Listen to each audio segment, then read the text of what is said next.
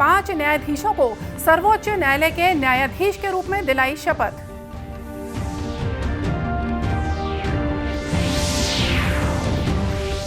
मुख्यमंत्री ने गोधन न्याय योजना के तहत 8 करोड़ 23 लाख रुपए की राशि ऑनलाइन की जारी।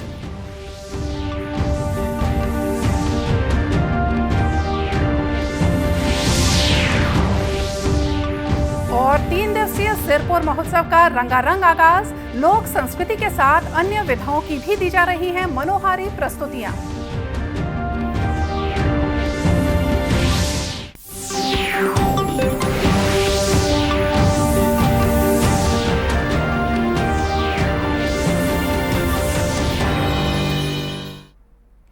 नमस्कार, आप देख रहे हैं दूरदर्शन समाचार। मैं हूं मोनिका शर्मा और आइए अब देखते हैं समाचार विस्तार से।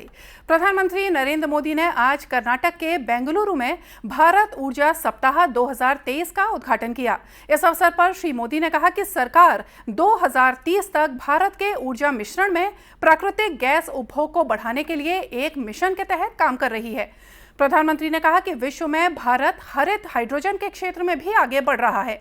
उन्होंने कहा कि राष्ट्रीय हरित हाइड्रोजन मिशन 21वीं सदी में भारत को एक नई दिशा देगा।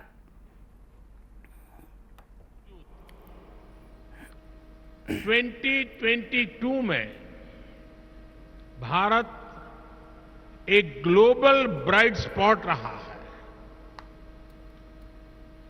एक्सटर्नल सर्कमस्टेंसेस जो भी रहे, भारत ने इंटरनल रेजिलियंस की वजह से हर चुनौती को पार किया। इसके पीछे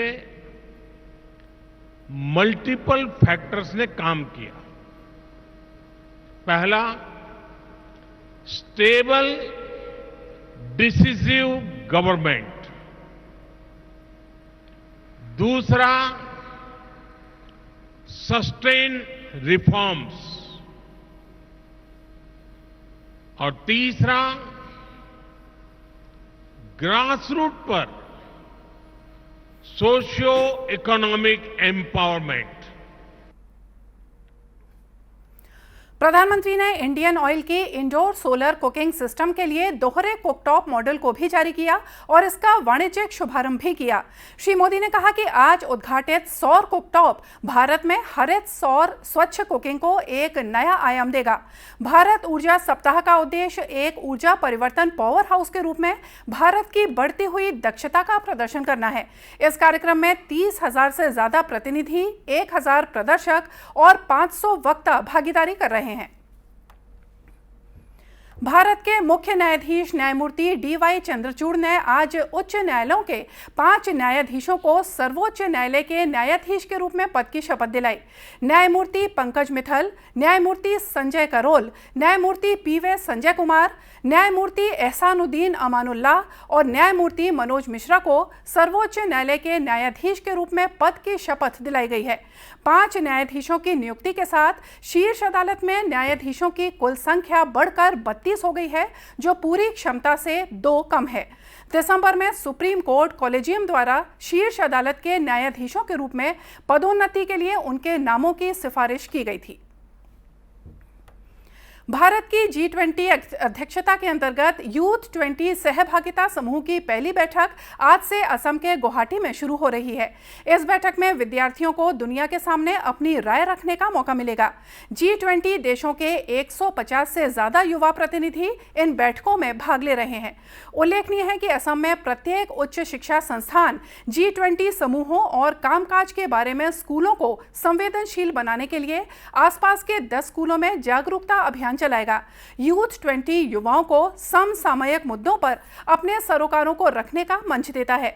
युवा कार्यक्रम और खेल मंत्री अनुराग सिंह ठाकुर ने नई दिल्ली में पत्रकारों से बातचीत में कहा था कि यूथ 20 सहभागिता समूह बेहतर भविष्य के बारे में राष्ट्र के युवाओं से परामर्श के लिए देश भर में चर्चाएं आयोजित करेगा।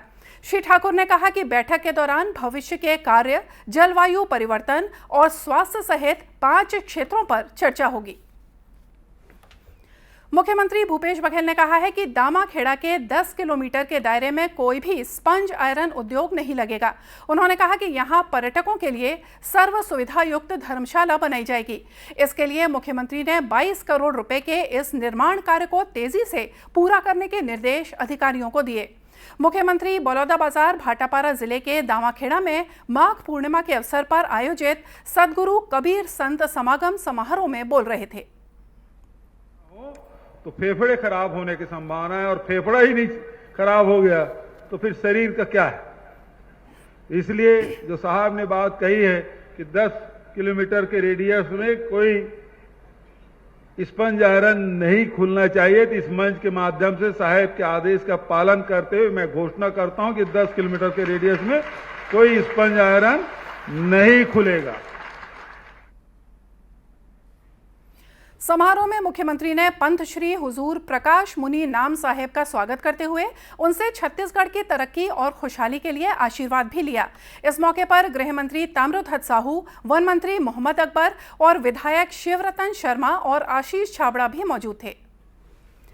मुख्यमंत्री भूपेश बघेल ने गोधन न्याय योजना के तहत पशुपालकों, ग्रामीणों और गौठानों से जुड़ी महिला समूहों और गौठान समितियों को 8 करोड़ 23 लाख रुपए की राशि ऑनलाइन जारी की। मुख्यमंत्री ने अपने निवास कार्यालय में आयोजित वर्चुअल कार्यक्रम में यह राशि जारी की। इस दौरान कृषि मंत्री रविंद्र चौबे और खाद्य मंत्री अमरजीत भगत मौजूद थे। राज्य में अब तक 4,927 गौठान स्वावलंबी हो चुके हैं, जो खुद की जमा पूंजी से गोबर खरीदने करने लगे हैं। स्वावलंबी गौठानों द्वारा अब तक 40 करोड़ 49 लाख रुपए का गोबर खुद की राशि से खरीदने का भुगतान किया गया है। वहीं गौठानों में गोबर से प्राकृतिक पेंट बनाने की 13 यूनिट शुरू हो चुकी हैं। राज्य के 21 जिलों के 29 चिन्हित गौठानों में गोबर से प्राकृतिक पेंट बनाने की यूनिट स्थापना करने का काम अंतिम चरण में है। जल्द ही इनमें प्राकृतिक पेंट का उत्पादन भी होने लगेगा। सेना ने भर्ती प्रक्रिया में बड़ा बदलाव किया है। सेना भर्ती कार्यालय रायपुर से मिली जानकारी के अनुसार अब उम्मीदवारों को पहले नामित केंद्रों पर ऑनलाइन सामान्य परीक्षा देनी होगी। इस परीक्षा में उत्तीर्ण उम्मीदवारों को ही भर्ती रैली के दौरान शारीरिक उपयुक्तता और चिकित्सा जांच में शामिल होने दिया जाएगा। भर्ती प्रक्रिया में शामिल होने के लिए ऑनलाइन पंजीकरण करना अनिवार्य है। इसके लिए वेबसाइट www.joinindianarmy.nic.in पर विजिट करना होगा। उम्मीदवारों के लिए ऑनलाइन सामान्य प्रवेश परीक्षा की प्रक्रिया और अभ्यास के लिए मॉक टेस्ट संबंधी वीडियो भी इसी वेबसाइट पर उपलब्ध हैं। इस संबंध में अधिक जानकारी के लिए नवा रायपुर स्थित अंतर्राष्ट्रीय क्रिकेट स्टेडियम के पास संचालित सेना भर्ती कार्यालय से संपर्क किया जा सकता है। कार्यालय का दूरभाष नंबर 0771296521 है। सुप्रसिद्ध ऐतिहासिक स्थल सिरपुर में माघ पूर्णिमा के अवसर पर संस्कृति मंत्री अमरजीत भगत ने सिरपुर महोत्सव का शुभारंभ किया। इस मौके पर संस्कृति मंत्री ने विभागीय प्रदर्शनी का अवलोकन भी किया। उन्होंने कलाकारों को सम्मानित किया। शुभारंभ समारोह को संबोधित करते हुए संस्कृति मंत्री ने कहा कि विलुप्त होती कला और संस्कृति को बचाने के लिए राज्य सरकार हर संभव प्रयास कर रही है। सिरपुर महोत्सव भी उन्हीं प्रयासों का एक हिस्सा है।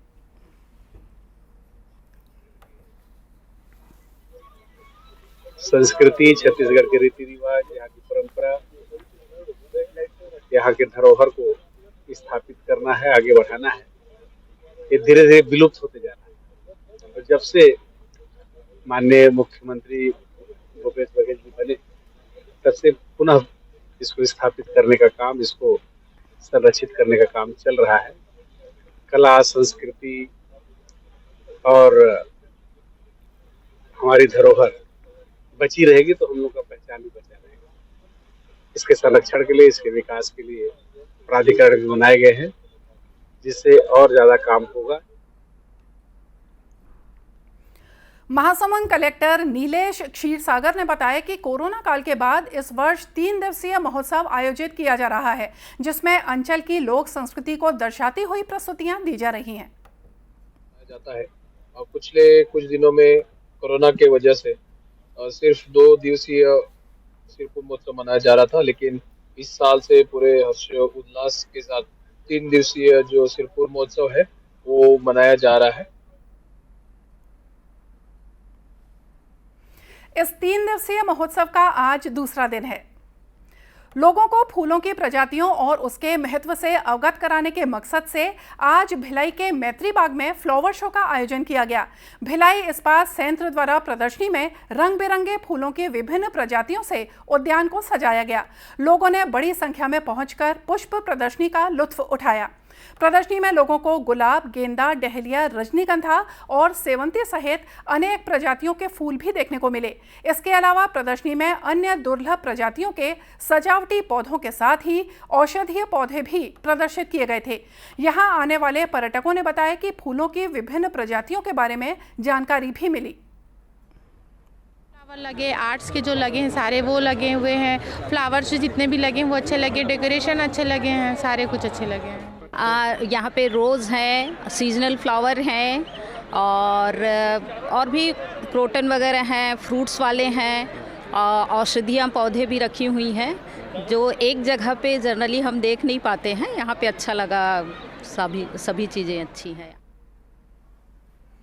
प्रदर्शनी के दौरान भिलाई इस्पात संयंत्र के कार्यपालक निदेशक एम गदरे भी विशेष रूप से उपस्थित हुए। उन्होंने कहा कि प्रकृति ने हमें अनेक रंगों से नवाजा है और इसके बगैर जीवन की कल्पना भी नहीं की जा सकती।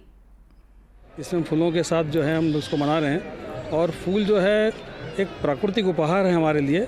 इसके बिना अगर हम अपने जीवन की कल्पना ही नहीं कर सकते, जीवन बिल्कुल बेरंग बेसुगंध हो जाएगा। तो ऐसा ही एक आयोजन किया गया यहाँ पे हॉर्टिकल्चर डिपार्टमेंट में और बहुत ही सराहनीय कदम है ये। इस अवसर पर डिजिटल पेंटिंग प्रतियोगिता का भी आयोजन किया गया।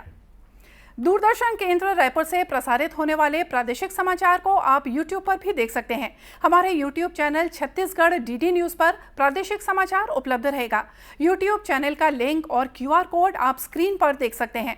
अपने एंड्रॉयड फ़ोन से QR कोड स्कैन कर आप छत्तीसगढ़ DD न्यूज़ लिंक पर जा सकते हैं। इसके अलावा छत्तीसगढ़ DD न्यूज़ फेसबुक और ट्विटर पर भी उपलब्ध है। और आइए देखते हैं अंत में मुख्य समाचार एक बार फिर से। प्रधानमंत्री ने आज कर्नाटक के बेंगलुरु में भारत ऊर्जा सप्ताह 2023 का किया उद्घाटन।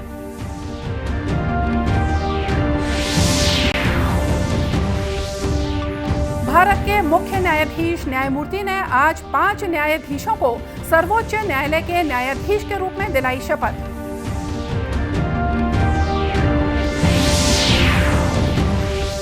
मुख्यमंत्री ने गोधन न्याय योजना के तहत 8 करोड़ 23 लाख रुपए की राशि ऑनलाइन की जारी।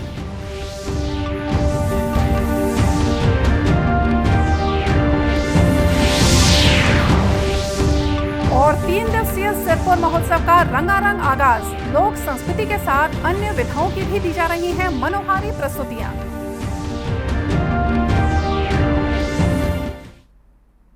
और इसी के साथ ये समाचार बुलेटिन यहीं समाप्त हुआ। नमस्कार।